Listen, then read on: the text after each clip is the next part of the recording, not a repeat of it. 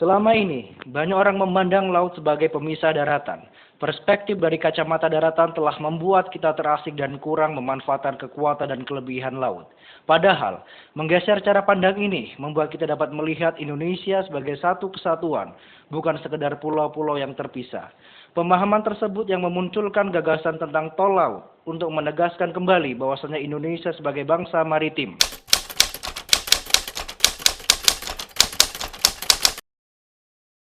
Pemerintah lagi memunculkan setelah poros maritim dunia ada yang namanya tol laut. Sama membingungkan juga apa sih yang namanya tol laut. Masyarakat menyamakan tol laut, ada yang mengartikan membangun jalan tol di atas laut. Ada yang mengartikan membangun jembatan di atas laut. Nah, ini mengapa ini terjadi? Karena pemerintah kita tidak menjelaskan apa sih yang dinamakan tol laut. Lagi-lagi kita yang harus menerjemahkan sendiri. Ada memang dari pemerintah bahwa kita akan membangun pendulum Nusantara, yaitu kapal dari Sumatera langsung sampai Papua. Nah, sebenarnya kalau tol laut ini, kalau kita kembalikan ke filosofi dasar pelayaran, itu adalah pelayaran. Jadi membangun, kalau disamakan dengan tol, membangun jalan bebas hambatan, maka bebas hambatannya ini di laut. Bebas hambatan di laut tentunya tidak ada jembatan bisa di laut bisa dibangun, tapi kapal-kapal. Sehingga tol laut adalah membangun kapal yang berlayar, ya, kapal yang berlayar, bukan kapal yang ikat di dermaga. Kalau kita hanya bilang membangun kapal, bisa saja kapal diikat di dermaga. Tetapi kalau tol laut, kapal yang dapat menghubungkan atau sampai dari, kalau contohnya dari Sumatera sampai ke Papua. Itu kalau dalam negeri, tapi kalau dihubungkan dengan poros maritim dunia, tentunya dari Jakarta, Papua sampai ke seluruh penjuru dunia. Tapi kalau kita hanya mengecilkan tol laut di Indonesia, artinya hanya pelayaran di dalam negeri. Nah, untuk membangun tol laut ini sebenarnya bukan tol seperti itu, tapi bagaimana kapal-kapal ini bisa berjalan dengan baik, mengangkut angkutan dengan baik, dan bisa sampai dan tidak mengalami gangguan di tengah jalan, karena dia bisa langsung bolak-balik. Nah, untuk membangun ini seperti sama dengan tadi ketika kita membangun poros maritim dunia, pelayaran, lagi-lagi pelayaran, angkutan laut. Kita adalah membangun angkutan laut. Nah, angkutan laut bukan angkatan laut, jangan salah, angkutan laut. Kalau kita salah, nanti salah. Nah, angkutan laut, membangun angkutan laut kita harus tahu unsur-unsur angkutan laut itu apa saja. Nah, unsur-unsurnya itu lagi-lagi kita harus membaca di dalam, kalau di Indonesia di Undang-Undang nomor 17 tentang pelayaran. Saya lupa tahunnya, tapi undangnya nomor 17 tentang pelayaran. Di situ kita akan menemukan unsur-unsurnya apa saja. Setelah unsur-unsurnya ketemukan, baru unsur-unsur itu harus dibangun. Kalau ini satu saja tidak dibangun, misalkan di situ dia membutuhkan nahkoda kapal. Artinya di situ ada pendidikan. Nah, kalau nahkoda kapal ini tidak dididik dengan baik, ini akan mengganggu kapal itu sendiri. Atau yang kedua, di situ dibutuhkan muatan. Nah, misalkan dari Sumatera, dari Aceh ke Papua, dia mengangkut semen, katakanlah sampai Papua. Setelah dari Papua kembali ke Aceh, apa muatan yang didapat dari Papua? Kalau dia tidak dapat muatan, maka dia akan kosong. Nah, bagi kapal ini sehingga dua pilihan, apa dia mau sampai Papua dengan risiko dia kembali kosong rugi, atau dia sampai Papua dengan menaikkan harga muatannya supaya bisa menutup ongkos ketika dia kembali. Nah, sehingga di sini harus ada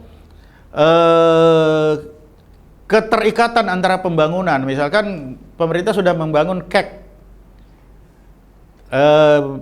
tempat ekonomi terpadu itu, yang seperti sekarang dibangun, ada yang dibangun di Serang. Nah, kalau pusat-pusat ekonomi terpadu ini tidak dekat dengan pelabuhan, nah ini akan sama saja. Di situ barang akan ada, tertumpuk, tapi tidak ada angkutan. Nah, ini sama aja bohong. Ada di situ ada pelabuhan hebat yang bagus, tetapi tidak ada angkutan, tidak ada muatan. Nah, itu juga sama aja bohong. Sudah dibangun dermaga bagus, angkutan ada, alur pelayarannya dangkal. Sama saja bohong, karena hubungan antara subsistem kemaritiman itu adalah hubungannya seri. Tanjung Priuk, kenapa dibilang lama dwelling time?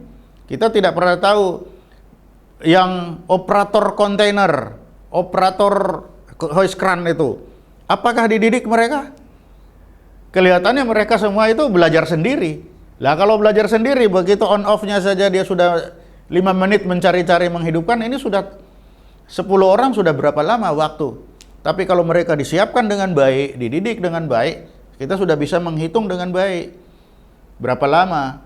Yang bawa truk kontainer sebegitu besar untuk mundur maju meletakkan di bawah hoist crane-nya ini. Kalau ini salah, nabrak, jadi masalah lagi. Nah, apakah ini sudah dididik? Nah, kita juga belum tahu. Sepertinya juga belum. Kita lagi lihat di timur, di Papua sana, tidak semua pelabuhan itu punya dermaga. Tapi apakah tidak punya dermaga kemudian ditinggal? Nah, tentunya tidak. Bisa ke sana, tetapi sampai di sana tentunya untuk muat barang sangat tergantung kepada buruh pelabuhan. Nah, apakah buruh pelabuhan ini sudah dikoordinir dengan baik? Kemudian kapal-kapal kecil atau perahu-perahu kecil untuk menurunkan dari kapal sampai di dermaga atau sampai di pantai. Apakah ini sudah ada? Nah, semua ini harus dilihat di dalam satu kesatuan. Kalau ini terpotong-potong, ya sudah tidak akan jalan. Tinggal dua pilihan. Kapal ini, apalagi kapal ini bukan kapal pemerintah, swasta. Hitungannya untung rugi. Kalau dia ke sana pulang rugi, lebih baik saya tidak ke sana. Dan pemerintah tidak bisa memaksa. Itu ibaratnya kita harus menyiapkan gula supaya semut-semut itu berdatangan.